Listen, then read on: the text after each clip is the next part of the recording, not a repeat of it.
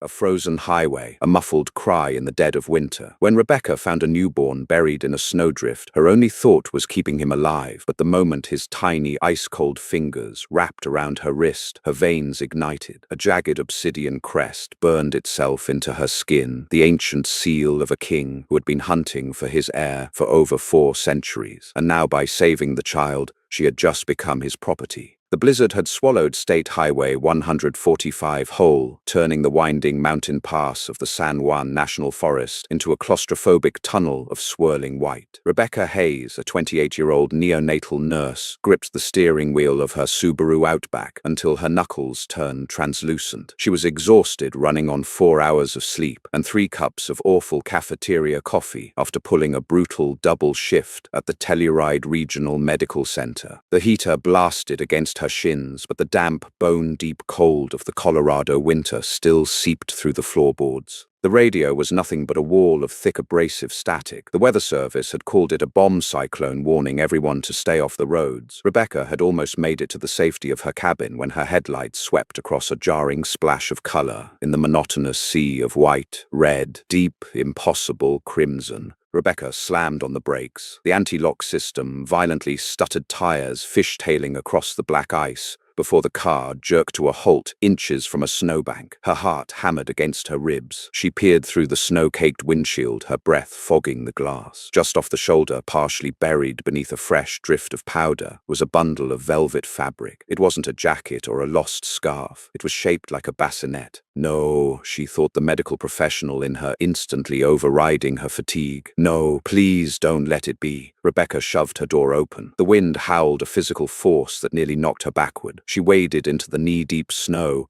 her boots crunching loudly in the eerie silence of the isolated mountain road. The temperature was easily 10 below zero. If there was a living creature in that bundle, its odds of survival were dropping by the second. As she reached the crimson velvet, she noticed the material. It was unnaturally thick, woven with an intricate shimmering gold thread that looked distinctly antique, completely out of place in the rugged Colorado wilderness. Rebecca fell to her knees in the snow, her bare hands trembling as she pulled back the heavy folds. A face looked back at her. Rebecca gasped, a plume of white vapor escaping her lips. It was a baby boy, perhaps no more than 3 months old. He wasn't crying. He wasn't shivering. He was perfectly still, staring up at her, with eyes the color of a stormy, bruised sky, a piercing, unnatural silver gray that seemed to catch the harsh glare of her headlights. His skin was the color of alabaster, flawless and terrifyingly pale. "Oh God, sweetheart, I've got you," Rebecca whispered, her voice cracking. Her NICU training kicked in. Hypothermia in infants this small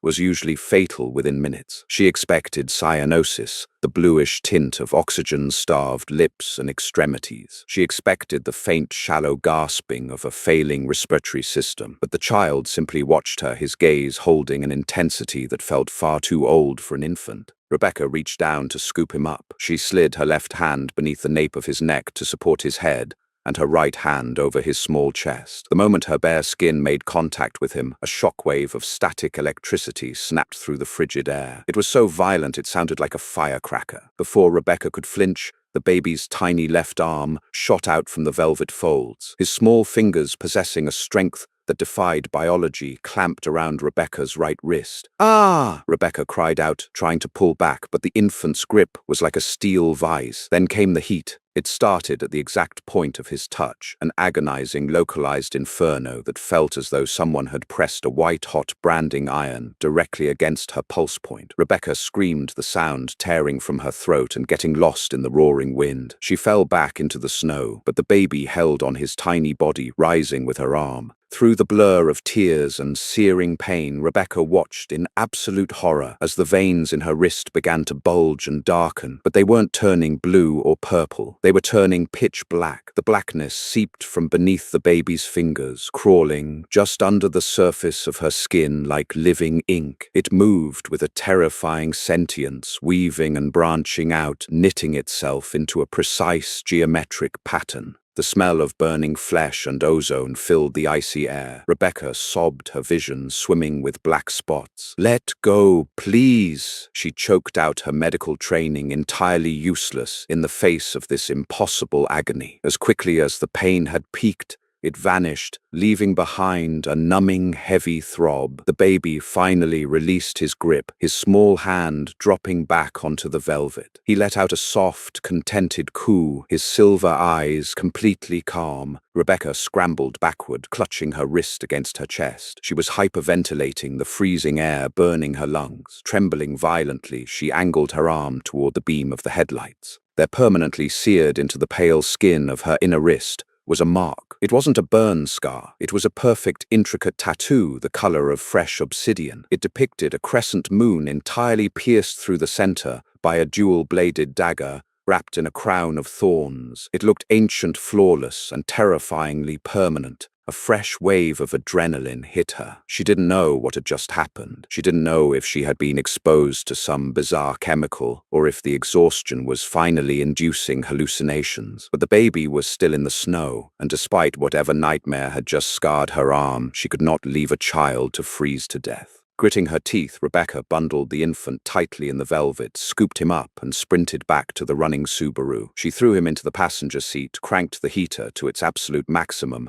and slammed the car into drive. She was going back to Telluride Regional. The fluorescent lights of the Telluride Regional Medical Center's emergency department flickered slightly as Rebecca burst through the double doors, clutching the velvet bundle to her chest. The waiting room was empty, a testament to the severity of the blizzard outside. "I need help! I need a doctor right now!" Rebecca shouted, her voice echoing off the linoleum floors. Nurse Sarah Jenkins, a veteran of the ER who had worked with Rebecca for 3 years, rushed out from behind the triage desk. "Rebecca, what are you doing back here? What is that?" "I found him on 145. He was buried in the snow." Rebecca panted, her heart still threatening to crack her ribs. She laid the baby gently on the nearest gurney. "Get Dr. Fisher. I need pediatric warmers, full vitals, and a heated saline IV ready." Sarah didn't ask questions. She hit the trauma button on the wall and began stripping away the heavy velvet blanket. Dr. Gregory Fisher, a stern man in his late 50s, jogged out of the trauma bay, a stethoscope slung around his neck. "What do we have?" Fisher asked, clicking on a pen light. "Male infant found in a snowdrift. Unresponsive to environmental stimuli,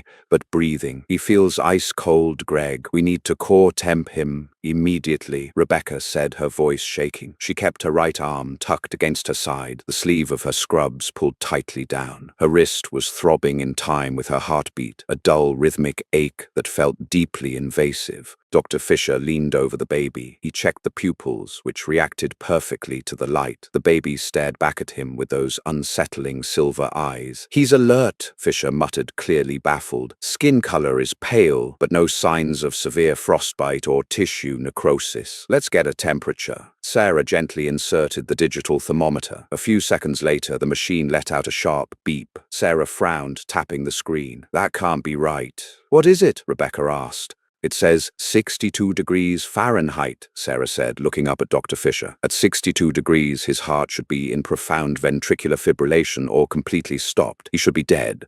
"Machine's broken. The cold must have messed with the sensors. Use the tympanic scanner," Fisher ordered, pulling out his stethoscope and pressing it to the baby's chest. For a long moment, Fisher was completely silent. The harsh fluorescent light cast deep shadows under his eyes. Slowly, he lowered the stethoscope. "Greg," Rebecca pressed. "What's his heart rate?" "Oh, 35 beats per minute," Fisher whispered, his medical composure fracturing. "It's a slow, rhythmic, heavy beat. Not an infant's heartbeat. It sounds like an adult marathon runner resting. This is biologically impossible." "Rebecca, are you sure he was in the snow? I dug him out myself." Rebecca snapped, her stress peaking. "Check his blood work. We need a panel." Sarah approached with a tiny needle to draw from the baby's heel. As the needle pierced the skin, the baby didn't cry. He didn't even flinch. A single drop of blood welled up. Rebecca stared at it. It wasn't the bright, oxygen-rich red of a healthy infant. It was a dark, mesmerizing burgundy, so thick it almost looked like syrup. "I'm calling Child Services and the Sheriff's Department," Dr. Fisher said, stepping back from the gurney, as if the child had suddenly become a bomb. "Keep him in the warmer, but don't administer any fluids until we know what we are dealing with here." While Sarah attended to the child, Rebecca backed away, stumbling into the staff restroom down the hall. She locked the door, leaning heavily against the sink. She felt nauseous. The hospital, her sanctuary of science and logic, suddenly felt alien. With trembling fingers, she rolled up her right sleeve. The mark was still there. The crescent moon, the dagger, the thorns. Under the bright bathroom vanity lights, she could see that it wasn't just ink on skin. The black lines seemed to catch the light, holding a faint, unnatural iridescence. As she watched, horrified, the mark pulsed. A faint, glowing red line traveled through the dagger design, perfectly synchronized with the beating of her own heart. I'm infected with something, she thought, panic rising like bile, a parasite, a bioweapon. A heavy knock on the emergency room doors echoed down the hall, jarring her from her thoughts. Rebecca quickly pulled her sleeve down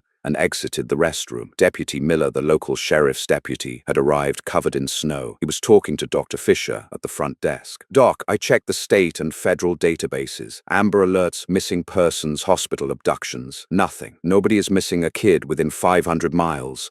Before Fisher could reply, the heavy glass doors of the emergency room slid open again. The storm outside howled, blowing a dusting of snow into the lobby. 3 men walked in. They did not look like local law enforcement. They did not look like distraught parents. They were dressed in immaculate, tailored charcoal suits that looked entirely inadequate for a blizzard, yet none of them shivered. The man leading the trio was tall, with sharp, predatory features and slicked-back dark hair. He possessed an aura of quiet, overwhelming authority that instantly silenced the room. Deputy Miller rested a hand on his duty belt. "Can I help you, gentlemen? The ER is strictly for patients right now." The lead man reached into his breast pocket, his movements deliberate and unhurried. He produced a thick leather folder and placed it on the triage counter. "My name is Alistair Reed," the man said. His voice was smooth, carrying a faint, untraceable European accent. "I represent the Croft Corporation, specifically the private interests of its CEO. We are here to retrieve the child." Dr. Fisher stepped forward, crossing his arms. "Retrieve? I don't care who you represent, Mr. Reed. This child is a John Doe. He's in ward of the state right now. You can't just walk into a hospital and claim him."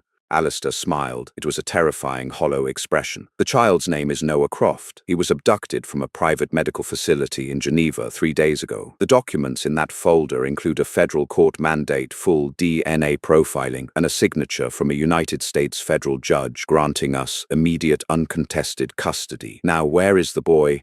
Rebecca, standing near the trauma bay doors, felt a sudden sharp ache in her wrist. The mark was burning again. It wasn't the agonizing fire from the highway, but a deep territorial pull. She looked toward the trauma bay. The baby was staring directly at the door, his silver eyes fixed on the corridor where Alistair stood. "I need to verify these documents," Deputy Miller said, his voice lacking its usual authority. He pulled the folder toward him, his eyes scanning the heavily sealed paperwork. "Even with a judge's signature, protocol dictates we wait for a child services representative to facilitate the transfer." Alistair Reed stepped closer to the glass partition. The air around him seemed to drop 10 degrees. "There is no protocol, Deputy. Not for us. The child requires specific, immediate medical attention that your rural clinic cannot provide. Every second you delay is a liability you cannot afford." "His vitals are stable despite the abnormalities," Dr. Fisher argued, stepping between Alistair and the trauma bay hallway. "I am the attending physician. I will not release an infant into a blizzard to corporate lawyers without a medical transport team." "We are the transport team," Alistair said softly. He glanced over Dr. Fisher's shoulder and locked eyes with Rebecca. His gaze was analytical, dissecting her in a fraction of a second. "You are the one who found him." It wasn't a question. Rebecca swallowed hard, stepping protectively in front of the trauma bay doors. "I did, and until child services arrives, he stays right here." Alistair sighed, a sound of profound impatience. He nodded to the 2 large men flanking him. They moved forward with alarming speed, easily brushing past Deputy Miller, whose hand flew to his radio. "Hey, back off," Miller shouted. Before the deputies could draw their weapons, Alistair raised a hand. "Enough! The master is here." The atmosphere in the room shifted violently. The ambient noise, the humming of the refrigerators, the distant beep of monitors seemed to mute itself. The double doors to the ER slid open once more. A man walked into the hospital, If Alistair Reed was intimidating, this man was a natural disaster wrapped in human flesh. He wore a long cashmere overcoat darker than a starless night. He appeared to be in his early 30s, possessing a brutal, sculpted beauty that belonged on an ancient coin rather than a modern businessman. His eyes were the exact same piercing, bruised silver grey as the child's. This was Valerian Croft. He didn't look at the doctors, he didn't look at the police. He walked with absolute, undisputed ownership of the space he occupied. He stopped in the center of the room, bringing a paralyzing chill with him. The frost on the windows actually began to creep inward, spiderwebbing across the glass. "Where is my son?" Valerian's voice was a low rumble, rich and commanding, vibrating in Rebecca's chest. Dr. Fisher opened his mouth to speak, but Valerian simply raised a single finger. Fisher choked his hands, flying to his throat as if an invisible vice had just clamped around his windpipe. He stumbled back, gasping for air. "Hey!" Rebecca screamed, her fear eclipsed by fury. "Stop it! Whatever you're doing, stop it!" Valerian's terrifying gaze slowly shifted to Rebecca. For a moment, his expression was completely unreadable. Then he took a step toward her. As he closed the distance, the mark on Rebecca's wrist flared with blinding intensity. She gasped, grabbing her arm, as the obsidian lines burned through her scrubs. A faint red luminescence bled through the fabric. Valerian stopped dead in his tracks. His silver eyes widened, an expression of profound, earth-shattering shock breaking through his icy veneer. He stared at her glowing wrist, and then, incredibly, he looked up at Rebecca with a completely new expression. It was hunger, deep, ancient, and possessive. "Alistair," Valerian breathed, his voice suddenly thick with emotion. Alistair moved quickly to Valerian's side, following his master's gaze to Rebecca's arm. When the lawyer saw the glowing crest, all the color drained from his face. Alistair, the terrifying corporate fixer, immediately dropped to one knee on the linoleum floor, bowing his head. The two large men behind him instantly mirrored the motion. Rebecca backed against the door of the trauma bay, terrified.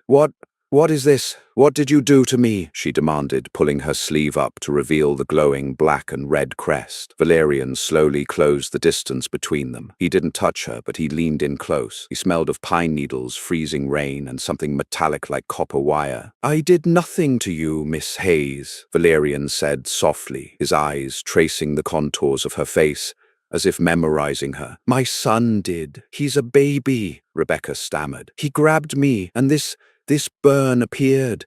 "It is not a burn," Valerian murmured, his voice softening into a dark velvet purr. "It is the ignis vinculum, the consort seal. For centuries, my bloodline has required a surrogate to tether our young to this world. Without a human anchor, someone with the exact 1 in a billion genetic resonance to sustain them, a pure-blood infant cannot regulate their core temperature. They freeze from the inside out." Rebecca shook her head, her mind violently rejecting the information. "That's insane. This is a hospital. You're talking about magic." "I am talking about biology, Rebecca," Valerian said, his use of her first name sending a shiver down her spine. "My enemies stole Noah to let him die in the snow. They knew he would freeze without a blood-bound guardian. But out of 8 billion humans on this planet, he found you. And by touching you, his biology fused with yours to save his own life." He reached out his long, pale fingers, gently taking her right hand. The moment his skin touched hers, the pain in her wrist vanished entirely, replaced by a rush of intoxicating, euphoric warmth. "You didn't just save my heir," Valerian whispered, his eyes locked onto hers, holding her completely captive. "By accepting his bond, you became his lifeline. His blood is tied to your heart. If you are separated from him by more than a mile, your heart will stop. If you die, he dies."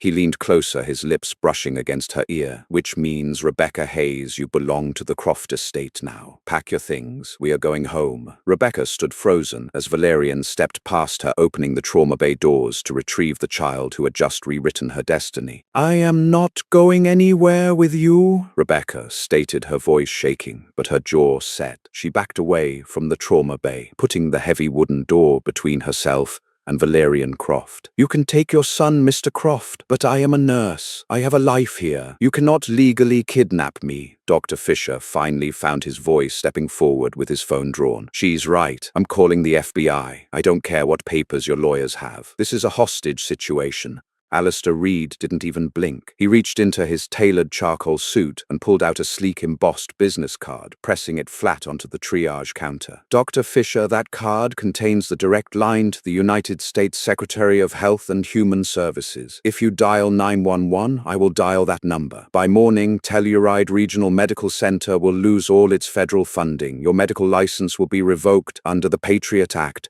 and you will spend the rest of your life answering questions in a black site. Do not test the reach of the Croft Corporation.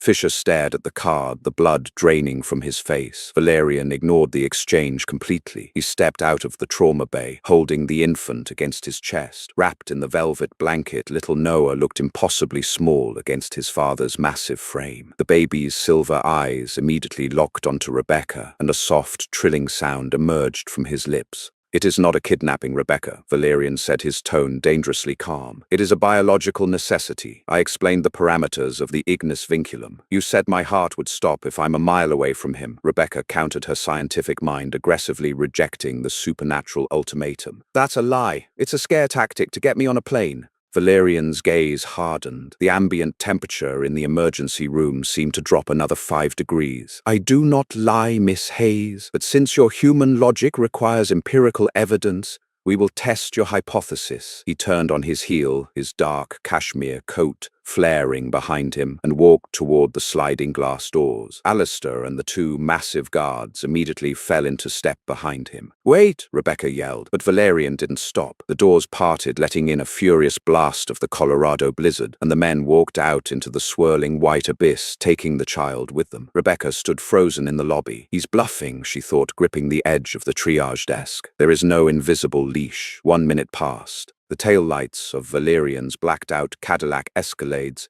disappeared down the access road toward Telluride Regional Airport. Rebecca took a deep breath, trying to steady her racing pulse. She looked at Dr. Fisher, who was still staring at the business card, paralyzed by fear. "See," Rebecca whispered, rubbing her marked wrist. "I'm fine. It was just a—" The word died in her throat. It didn't start as pain. It started as a profound, terrifying emptiness, as if all the oxygen in the room had suddenly turned to ash. Rebecca gasped, her hands flying to her throat. The obsidian mark on her wrist flared not with the warm red luminescence from before, but with a sickening necrotic gray. Then the physical agony hit her. It felt like a massive, invisible fist had punched straight through her ribcage and clamped down on her myocardium. Rebecca collapsed onto the linoleum floor, her knees hitting the ground with a harsh crack. Her vision instantly tunneled, the edges bleeding into static. "Rebecca!" Sarah screamed, rushing around the desk and dropping to her knees. "Dr. Fisher! She's in V-fib! Get the crash cart!"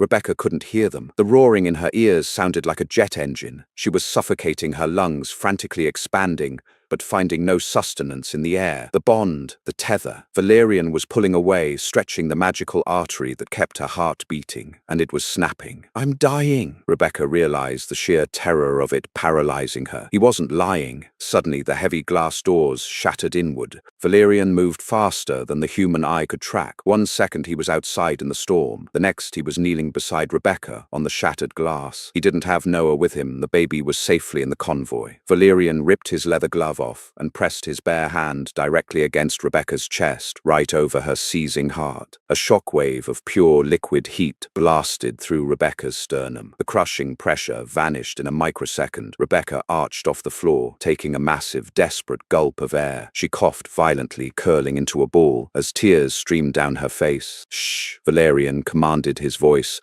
a low, vibrating hum that commanded her body to obey. He effortlessly scooped her off the floor, holding her against his chest, as if she weighed nothing. He looked down at her, his silver eyes flashing with a terrifying mixture of fury and dark satisfaction. "Empirical evidence, Rebecca. Do you believe me now?"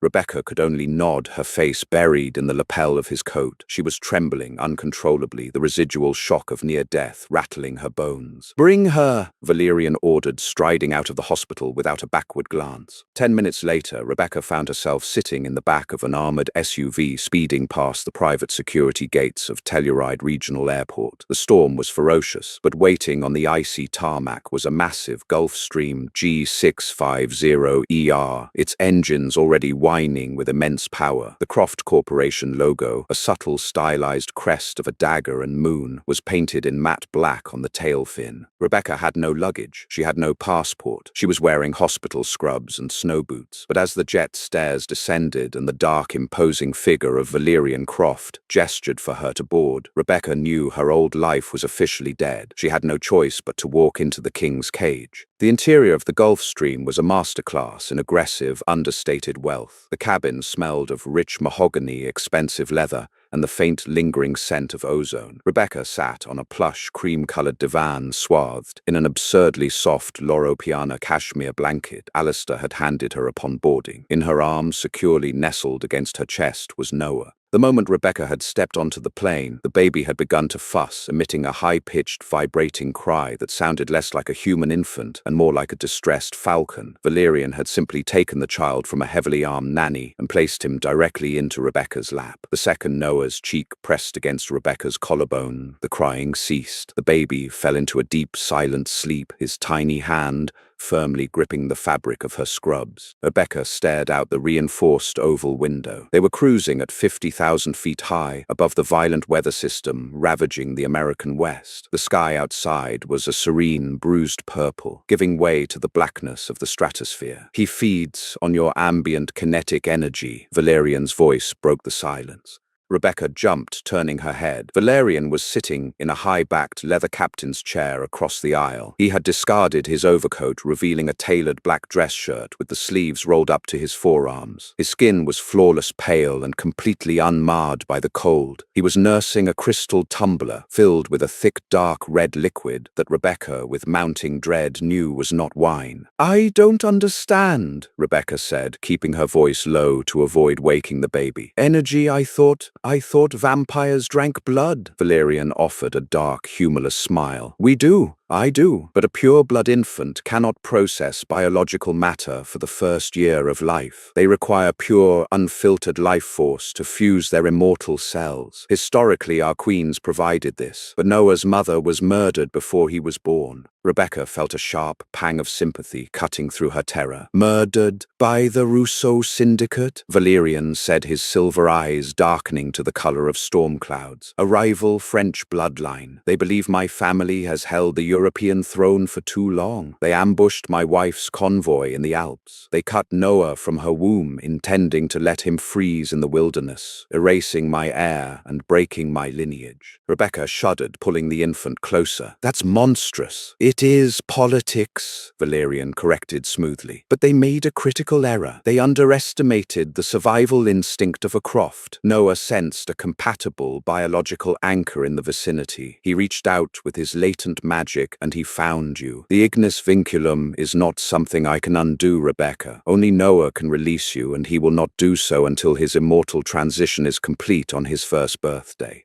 "A year," Rebecca gasped. "I have to stay with you for a year. You have to stay alive for a year," Valerian corrected, leaning forward, the predatory grace of his movement making Rebecca's pulse spike. "The Rousseau family has spies everywhere. By tomorrow, the entire underworld will know that the King of the Night has found his son, and worse, they will know that the child's life is tethered to a fragile mortal human." He pointed a long, pale finger at her chest. "If they want to kill him, they no longer have to breach my security to reach his crib. They simply have to put a bullet in your head." The gravity of the situation finally crashed over Rebecca. She wasn't just a wet nurse. She was a living target. Suddenly, a searing wave of heat radiated from the mark on Rebecca's wrist. She hissed in pain instinctively, trying to pull her arm away, but Noah whimpered in his sleep, his grip tightening. "It burns!" Rebecca gasped, her breathing turning shallow. Sweat beaded on her forehead. The obsidian crest was glowing a fierce, angry crimson, the light illuminating the dim cabin. Her veins felt like they were filled with battery acid. Valerian set his glass down sharply. In a blur of motion, he crossed the aisle and knelt before her. "Your mortal physiology is rejecting the raw magic," he muttered, his tone shifting from regal to urgently clinical. "Your cellular structure cannot handle the output. He is drawing too much." "Make it stop," Rebecca whimpered, her vision blurring.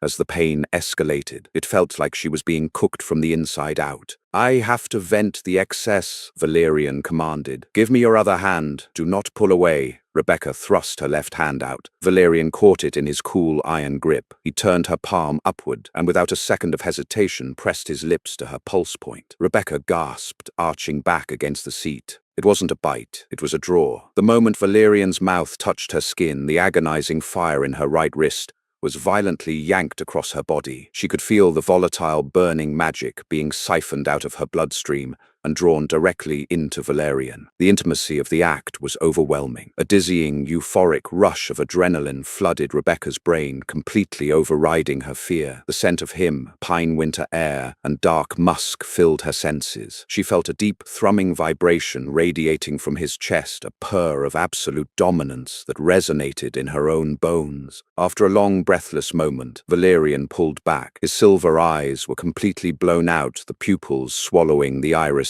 A faint glowing red mist dissipated from his lips as he exhaled. Rebecca collapsed against the cushions, panting heavily. The burning in her wrist was gone, replaced by a comfortable, steady warmth. Noah slept on, completely undisturbed. Valerian remained kneeling before her, his gaze locked on her flushed face. He reached out his thumb, gently brushing a stray lock of hair from her cheek. The touch was impossibly tender for a man who had just threatened a hospital with federal ruin. "You are stronger than you look, Rebecca Hayes," Valerian murmured, his voice heavy with an emotion Rebecca couldn't read. "Captain speaking," a crisp British voice crackled over the cabin intercom, breaking the spell. "Mr. Croft, we have initiated our descent. We will be touching down at Geneva Airport Cointrin Terminal in 20 minutes. Security detail is waiting." Valerian stood up, smoothing his shirt. The terrifying king was back. He looked down at Rebecca and the sleeping air. "Welcome to your new life, Rebecca," Valerian said, turning toward the cockpit. "Keep him close.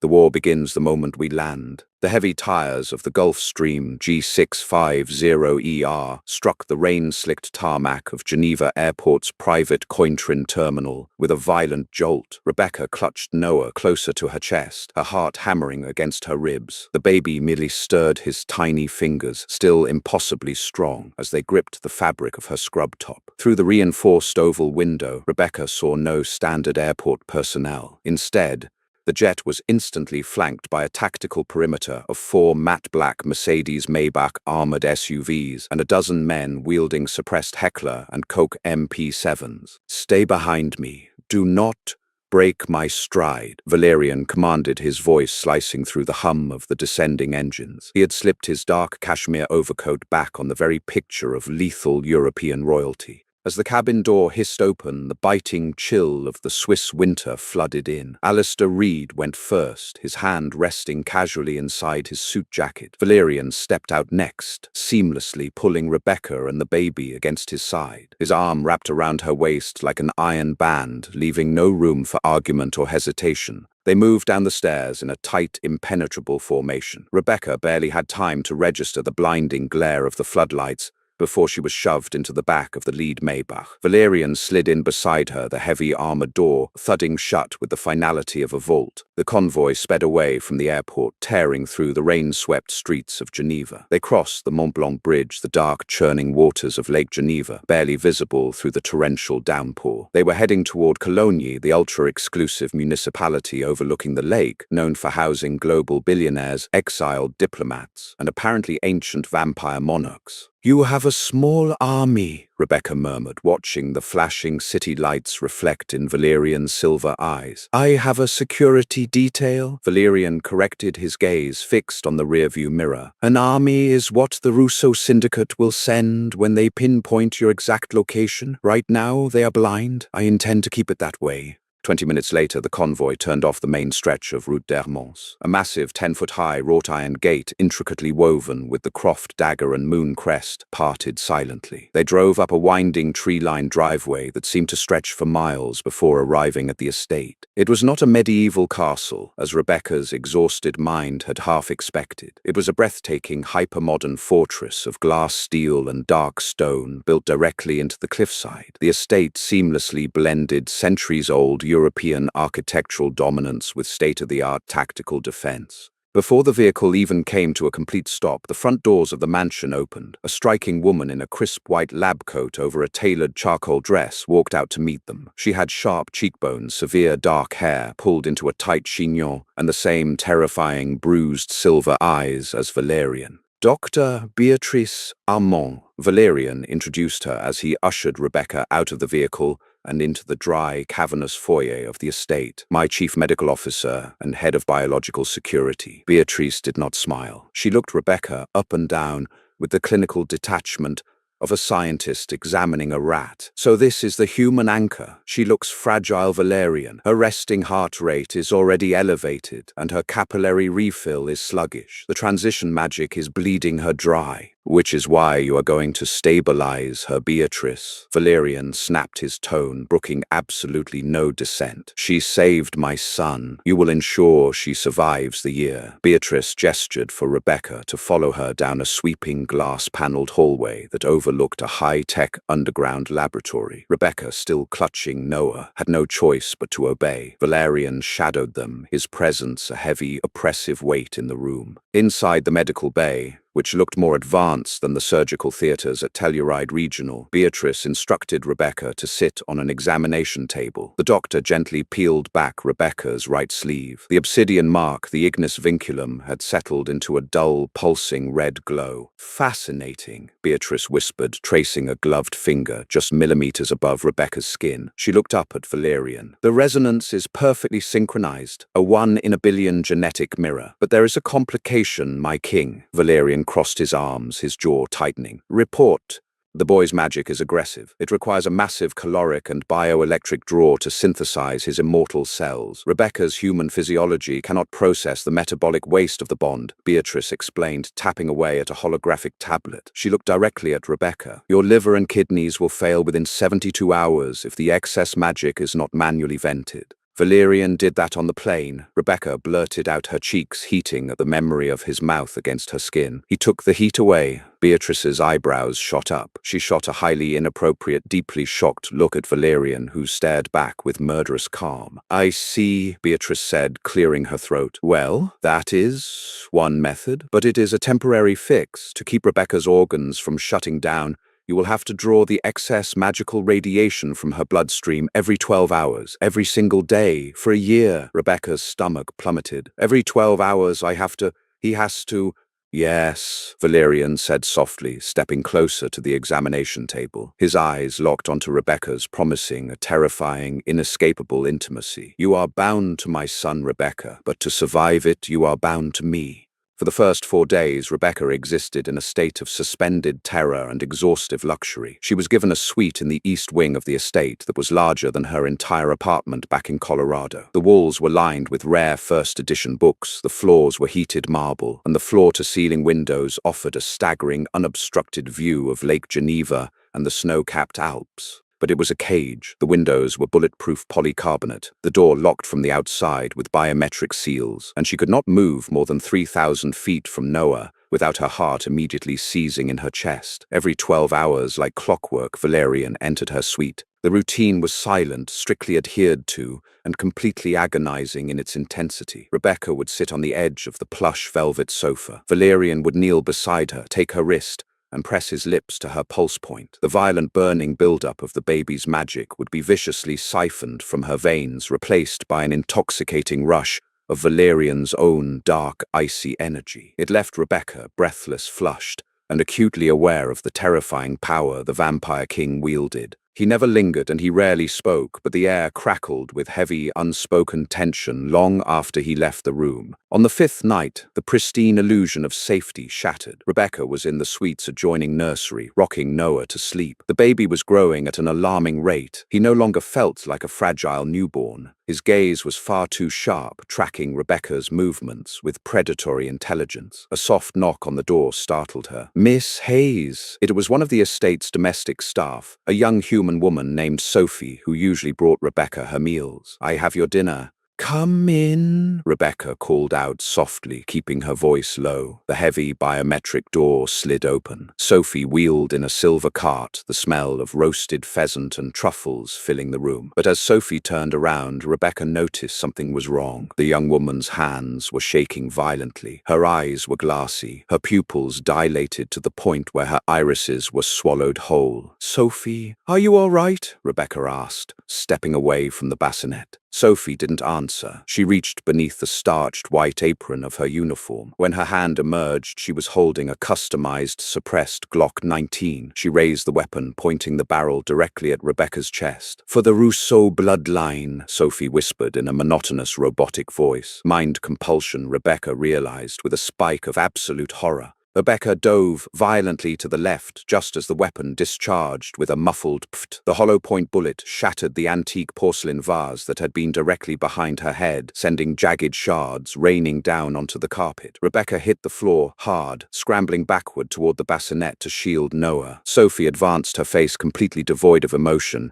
and aimed the gun again. Before she could pull the trigger, the nursery window imploded. Despite the bulletproof glass, a force like a freight train smashed through the polycarbonate barrier. The shockwave knocked Rebecca flat. Amidst the rain of shattered glass and freezing Swiss air, Valerian materialized. He hadn't used the door. He had scaled the sheer cliff face and broken through a window designed to stop an anti-tank round. He moved with a brutality that defied comprehension. In a fraction of a second, Valerian had crossed the room. He didn't just disarm Sophie, he struck her wrist with the edge of his hand. The bone snapped with a sickening crack, the gun clattering to the floor. Valerian grabbed the maid by the throat, hoisting her completely off the ground. His eyes were not silver anymore. They were pitch black, completely consumed by an ancient, monstrous fury. Fangs, brilliant white and terrifyingly sharp, extended from his upper jaw. "Who gave you the command?" Valerian roared, the sound vibrating the very foundations of the room. Sophie choked, her face turning purple. The human must die. The tether." "Valerian, stop. She's mind-controlled. She's human," Rebecca screamed, pulling herself up from the floor. Valerian froze, his chest heaving. He looked at Rebecca, then at the terrified, brainwashed girl in his grip. With a snarl of disgust, he threw Sophie into the far wall. She crumpled to the floor, unconscious but breathing. The door to the suite burst open, Alistair and a dozen armed guards flooding into the room. "Secure the perimeter!" Alistair shouted, his usual calm completely evaporated. "Check the staff. Someone breached the psychic shielding of the estate." Valerian ignored them. He walked slowly toward Rebecca, his boots crunching on the broken glass. His fangs retracted, and the impenetrable blackness in his eyes faded back to stormy silver. But the lethal energy rolling off him was suffocating. He stopped inches from her. He reached out his hands, trembling slightly, and gripped her shoulders. His gaze swept over her face, checking for injuries before dropping to the bassinet to ensure Noah was unharmed. The baby was awake, watching his father with eerie calm. "They used a sleeper agent," Valerian said, his voice a dangerous razor-thin whisper. "Jean-Paul Rousseau. He found a weak link in my human staff. They bypassed my physical security with psychic compulsion.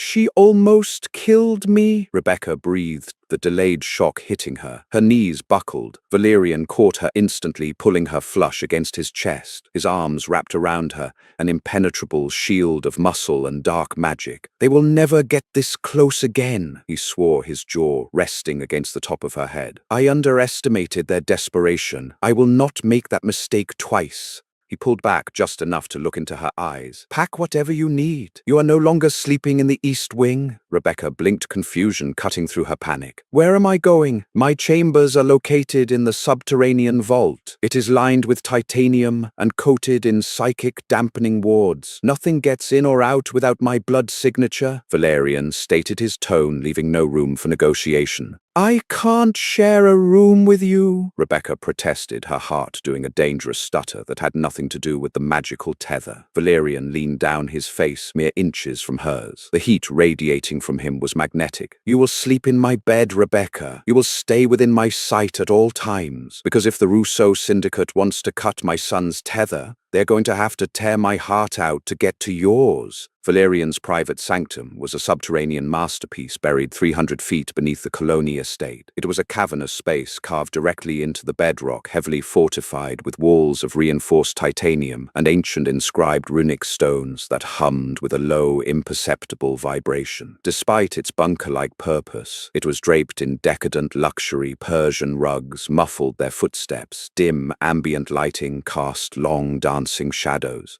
And in the center of the room sat a massive four-poster bed draped in dark silk. Rebecca stood near the edge of the mattress, clutching Noah tightly against her chest. The baby was oblivious to the danger above his silver eyes, heavy with sleep. "Put him in the crib," Valerian said softly, gesturing to an ornate antique mahogany bassinet tucked into an alcove. "The psychic wards down here are impenetrable. He is completely safe." Rebecca hesitated, her heart still racing from the assassination attempt, but she gently laid the infant down. She turned to face Valerian. He had shed his ruined suit jacket and stood by a massive obsidian desk, pouring 2 glasses of amber liquid from a crystal decanter. He handed one to her. "Drink. It is 50-year-old Macallan. You need it for the shock," he ordered, his tone devoid of its usual terrifying edge. It was almost gentle. Rebecca took a shaky sip, the liquid burning a warm path down her throat. She looked at the bed, then back to the Vampire King. "You're serious about this? About me sleeping here?"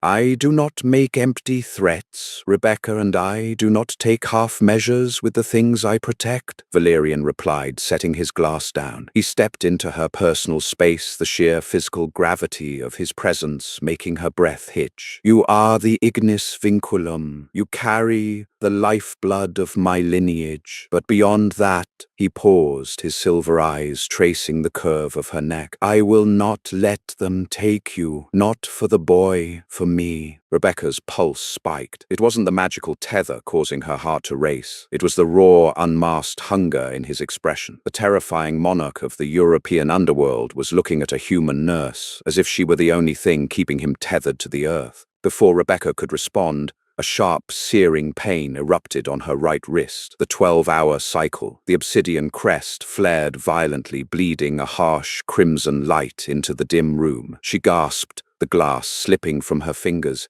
and shattering on the rug. "The cycle is accelerating," Valerian muttered, catching her waist before her knees buckled. "The adrenaline in your system from the attack is making Noah's magic volatile." He didn't wait for her to sit. He backed her gently against the heavy oak post of the bed, pinning her there with his body. He lifted her right arm, exposing the glowing mark. But this time he didn't just press his lips to the pulse point on her wrist. He pushed her sleeve higher, his mouth trailing up the sensitive skin of her inner forearm, drawing the toxic, burning magic out in slow, agonizingly pleasurable pulls. Rebecca threw her head back against the wood, a breathless sound escaping her lips. The pain vanished instantly, replaced by a rush of dark, euphoric energy that short-circuited her brain. Valerian's hands gripped her hips, anchoring her as he drew the magic into his own body. He moved higher, his lips grazing the crook of her elbow, then her shoulder, until his mouth was agonizingly close to her neck. "Valerian," she whispered, her hands instinctively coming up to bury themselves in his thick, dark hair. He froze, his chest heaving against hers. His eyes were entirely black, the fangs elongated, hovering mere millimeters from her jugular. He was fighting centuries of predatory instinct, battling the urge to consume her entirely. Slowly, agonizingly, he pulled back, his breathing ragged. "You test my restraint, Rebecca Hayes," he murmured, resting his forehead against hers. "And my restraint is famously poor." Suddenly, a blaring, digitized siren ripped through the vault. The ambient lights flashed a harsh, violent red. Valerian's head snapped up, the vulnerability in his face instantly replaced by the cold, lethal mask of a warlord. A holographic comms panel flared to life on the obsidian desk. Alistair Reed's face appeared smeared with blood and ash. "My king," Alistair shouted over the deafening sound of automatic gunfire. "It's a full-scale siege. Jean-Paul Rousseau is leading them personally. They breached the outer gate with C4. They have UV incendiaries. We are holding the main foyer, but they brought a tactical strike team.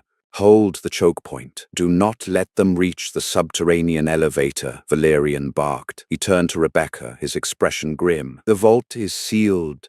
It will withstand a bunker-buster missile. Do not open this door for anyone but me. You're going up there? Rebecca asked, gripping his forearm. Valerian, if they have an army, I am the king of the night. Valerian interrupted, his voice dropping to a terrifying guttural octave. They are about to remember why. He pressed a hard, bruising kiss to her mouth, a promise and a claim, before turning and striding out the heavy vault door. The titanium slabs hissed shut the locking mechanisms, engaging with a series of heavy metallic thuds. Rebecca was alone in the silence. 10 minutes passed. The muffled vibrations of explosives shook the ceiling above, sending dust drifting down from the stone rafters. Rebecca paced the length of the room, checking Noah every 30 seconds. The baby was miraculously still asleep. Then the comms panel on the desk chimed. The screen flickered, bypassing the external security lock. The heavy titanium doors didn't open, but a secondary hidden pneumatic door, one Rebecca hadn't even noticed, blended perfectly into the stone wall, slid open with a quiet hiss. Dr. Beatrice Armour stepped into the vault. Rebecca froze. Beatrice was dressed in a sleek, tactical suit, holding a silver medical briefcase. Her usually pristine hair was slightly disheveled, but her silver eyes were calm, calculating, and entirely devoid of the panic one would expect during a siege. Dr. Armand, how did you get in here? Valerian locked the vault, Rebecca said, stepping instinctively between the doctor and the bassinet. Valerian locked the main entrance, Beatrice corrected smoothly, walking toward the obsidian desk and setting the briefcase down. But as the chief medical officer, I hold the emergency bio-overrides for the medical evacuation tunnels, just in case the king is ever critically wounded.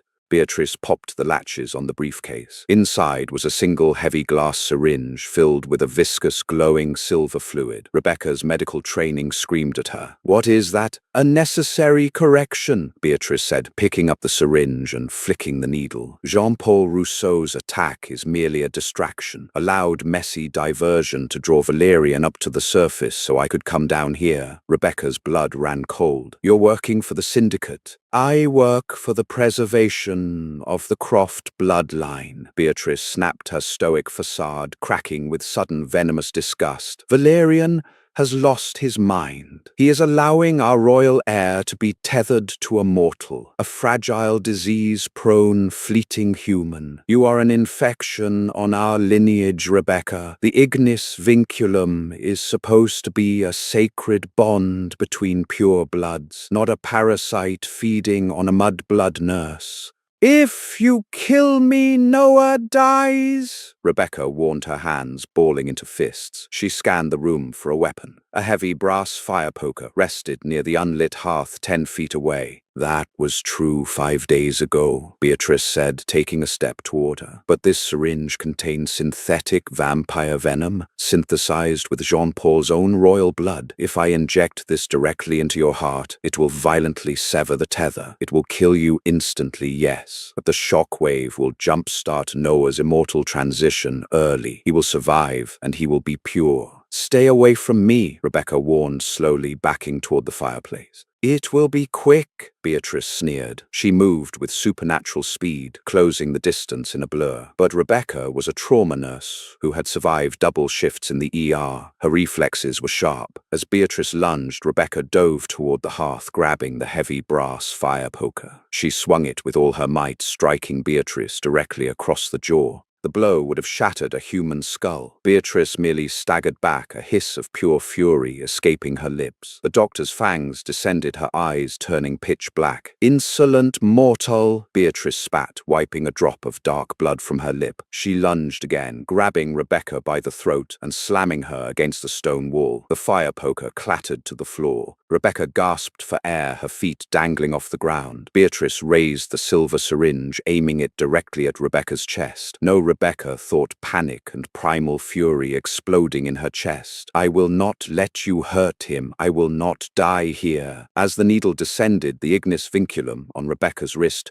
reacted to her sheer will to survive. It didn't just glow red. It erupted into blinding, searing white light. The tether, deeply connected to Valerian's power and Noah's latent magic, surged backward, pouring raw, unfiltered kinetic energy directly into Rebecca's veins. Rebecca's eyes flared with a terrifying, unnatural luminescence. With a roar of borrowed strength, she brought her hand up and gripped Beatrice's wrist. The doctor's eyes widened in shock as the human nurse halted the supernatural strike with impossible force. The white-hot magic transferred from Rebecca's skin to Beatrice's arm, burning through her tactical suit and searing her flesh. Beatrice screamed, dropping the syringe and stumbling backward, clutching her smoking wrist. Before Beatrice could recover, the main titanium vault doors were blown completely off their hinges. The massive slabs of metal crashed into the room with deafening force, burying themselves into the stone floor. Standing in the doorway, drenched in the blood of his enemies, was Valerian. He didn't need to ask what had happened. He saw the syringe on the floor. He saw the burn on Beatrice's wrist. He saw Rebecca gasping against the wall, her mark glowing like a dying star. Valerian moved. It wasn't a run, it was a teleportation of sheer, unadulterated violence. He crossed the vault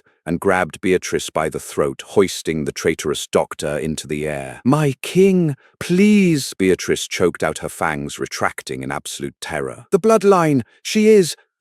She is my queen," Valerian roared. With a sickening twist of his arm, he snapped Beatrice's neck, the loud crack echoing off the stone walls. He dropped her lifeless body to the floor like discarded trash. The vault was dead silent, save for the crackling of the broken electronics at the door. Valerian turned to Rebecca. He was a terrifying sight, his coat torn, his face smeared with ash, and the dark blood of the Syndicate soldiers. But as he looked at her, his eyes softened, the monstrous rage evaporating. He crossed the room and pulled her into his arms, crushing her against his chest. Rebecca buried her face in his neck, the adrenaline finally crashing, leaving her shaking violently. "It's over," Valerian whispered fiercely into her hair. "Jean-Paul is dead. His soldiers are ash. You are safe. Noah is safe." He pulled back his blood-stained hands, gently cupping her face. He looked at the glowing mark on her wrist, then deep into her eyes. "You pulled on the magic. You fought back. A mortal should not have been able to do that without their heart exploding." "I'm not just a mortal anymore, am I?" Rebecca asked, her breathing steadying.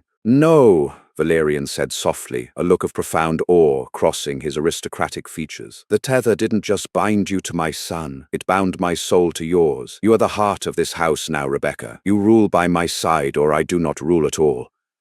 He leaned down and kissed her deeply and completely, sealing the promise. Rebecca kissed him back, the cold of the underground vault melting away beneath the burning heat of the ignis vinculum. She had found a baby in the snow to save a life, and in doing so, she had found her kingdom. Rebecca thought her life was saving premature infants in a quiet Colorado hospital. Instead, she became the undisputed queen of the European underworld, bound by blood magic and fierce love to the most dangerous man on earth. Her journey from terrified hostage to a sovereign who commands the very magic of the Vampire King proves that true strength isn't determined by immortality, but by the will to protect those you love. If you love this epic dark romance, smash that like button, share this story and subscribe for more thrilling supernatural sagas.